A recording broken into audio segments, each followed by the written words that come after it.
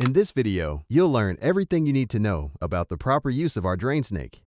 Clean pipes of any type with an inner diameter between 1.5 to 3 inches. Our drain snake is very popular for drains around the house, such as those in sinks, kitchen basins, showers, and bathtubs. However, we do not recommend using it for toilets or gutters. Additionally, before purchasing, make sure that some drains are equipped with non-removable covers that prevent the use of a drain snake. Now, let's get started with the application. Our drain snake easily navigates 180-degree bends, such as those found in a siphon. However, we recommend creating direct access to the pipe whenever possible. This significantly simplifies handling, especially when you need to reach several meters deep into the pipe.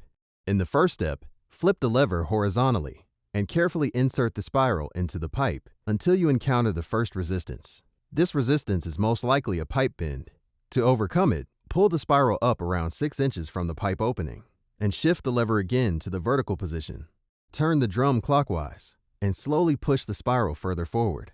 Repeat this process several times until the spiral has been advanced several meters. Never force the spiral into the pipe. You also have the option of automatic feeding.